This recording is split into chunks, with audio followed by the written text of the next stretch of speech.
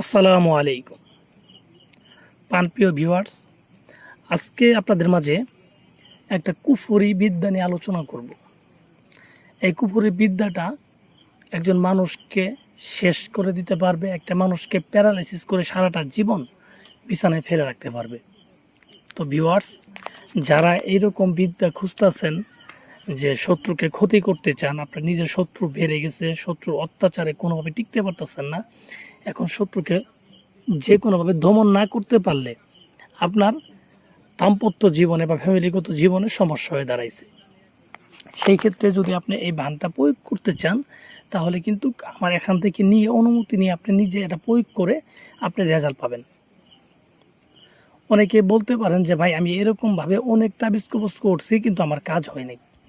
এই বাক্যে আমি স্বীকার করবো, হ্যাঁ, এরকম অনেক তাবিজ কবজ আছে যেগুলো কাজ হবে না। না হওয়ার কারণে এগুলা কোনো তাবিজই নেই, এগুলা বিধান অনুযায়ী কোনো তাবিজই না। এগুলো তাবিজ কবজ তো আর এরকম না যে আপনি মন মতো করলেন আর হয়ে গেল। এগুলো একটা বিধান লাগবে, নিয়ম লাগবে, নিয়ম অনুযায়ী ওই বিদ্যাটা প্রয়োগ করা লাগবে, তাহলেই কিন্তু আপনার কাজ হবে। অনেকে আবার বিভিন্ন কবিরাজের মাধ্যমেও কাজ করাইছেন, যে বলতে পারেন ভাই, আমি অমুক কবিরাজের কাছে গেছি, এরকমভাবে 10টা কবিরাজের কাছে গেছি, তারা ধোকা দিছে। ঠিক আছে, অনেক ধোকা দিছে, আমার কাজ করে দেয়নি। ভাই শোনেন, এই অনলাইন তো, এখানে যদি যে কেউ যদি আমার তাবিজটা নিয়ে, যদি আমার এই বিদ্যাটা নিয়ে বা এই ভিডিওটা নিয়ে একজন সাইরি দেয়, সে কিন্তু কবিরাজ হয়ে গেল গা। কবিরাজ মানে ইউটিউবের কবিরাজ হয়ে গেল গা। এখন সে প্রকৃতপক্ষে কবিরাজ কিনা সেটা কিন্তু জানার দরকার আছে, সে আসলে জানে কিনা। এগুলো তাবিজ কবজ সম্পর্কে জানতে হবে, আপনার করার অভ্যাস থাকতে হবে, তাহলে কিন্তু আপনি অন্যজনের কাজ নিয়ে আপনি করে দিতে পারবেন। তো আপনার নিজেরই অভ্যাস নাই, আপনি জীবনে করছেন কিনা তাই সন্দেহ আছে। অনেকে বলে যে মন্ত্রটা পাঠ করবেন 2 মিনিটের ভিতরে কাজ হয়ে যাবে। আরে ভাই, এটা কখনো সম্ভব না। আপনি কি এটা ছেলে এত মোয়া পাইছেন যে আপনি পড়লেন আর হয়ে গেল গা, 2 মিনিটের মধ্যে হয়ে গেল গা?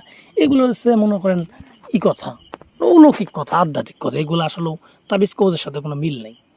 তাবিজ কবজ হচ্ছে আপনার একটা তাবিজ থাকবে, সেটা নিয়ম অনুযায়ী লিখবেন, আপনার একটা নির্দিষ্ট সময় আছে, এই সময়ের পরে এই জিনিসগুলো প্রভাব পড়বে।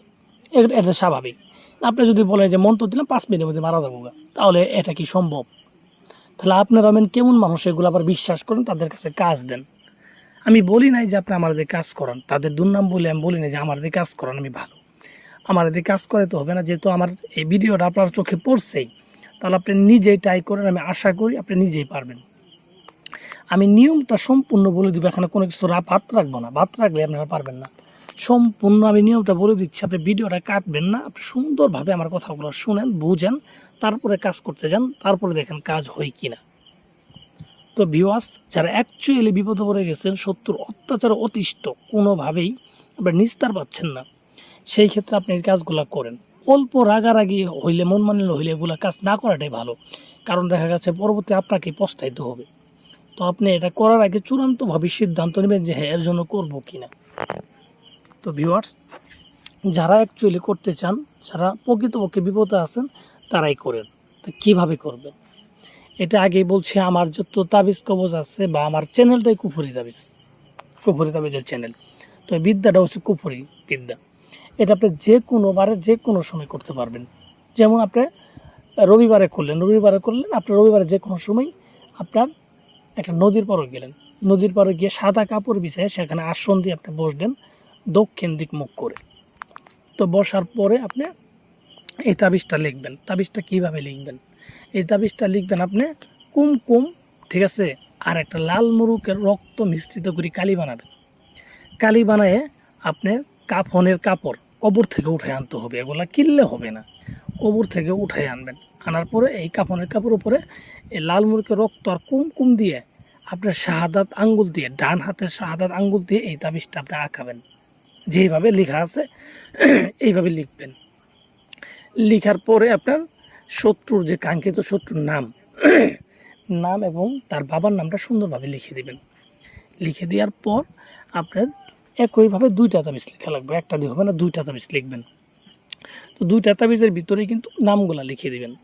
নামগুলা লিখে দেওয়ার পর আপনি অপর পৃষ্ঠায়, তাবিজের অপর পৃষ্ঠায় শত্রুর কী ধরনের ক্ষতি চান, মেরে ফেলতে চান, না প্যারালাইসিস করতে চান, না বোবা করতে চান, মানে শত্রুর একটা ক্ষতি বা তাকে একটা হয়রানির মধ্যে রাখতে চান, এটা 3বার করে লিখে দেবেন। একটা তাবিজে 3বার 6বার লিখে দেবেন। তো এইভাবে লিখে দেওয়ার পর তাবিজ দুটাকে সুন্দর করে পেঁচাবেন, লাল সুতা দিয়ে তাবিজ দুটাকে মানে পেঁচাবেন। পেঁচানোর পর একটা তাবিজকে আপনি একটা শিং মাছ নেবেন, শিং মাছ ভর্তা জীবন্ত শিং মাছ নিয়ে এই শিং মাছের মাথায় একটা তাবিজ বেঁধে এটা নদীতে ফেলাই মানে ছেড়ে দিবেন, খোলা নদীতে, কোনো পুকুর হইলে হবে না, নদী লাগবে বা বিল হইলেও চলে। বিল, যে বড় পুকুর বা বড় বিল থাকে না, এরকম বিলের ভিতরে ফেলাই দিবেন, কিন্তু নদী হলে সবচেয়ে ভালো। দেওয়ার পর আরেকটা তাবিজ থাকবে, সেটাকে আপনি নিয়ে একটা নিম গাছের ডালে বেঁধে দিবেন, নিম গাছের দক্ষিণ দিকে ডালে এইটা বেঁধে দিবেন। বেঁধে দিয়ে আপনি 3 থেকে 4 দিন অপেক্ষা করবেন, হতাশ হবেন না। 3-4 দিন অপেক্ষা করবেন, দেখবেন আপনার কাজ হয়ে গেছে। শত্রু অত্যাচার যত এতই সহ্য করছেন, তাহলে এই অল্প দিন সহ্য করলে সমস্যা কি? 3 থেকে 4 দিনের ভিতর আপনার কাজ হয়ে যাবে।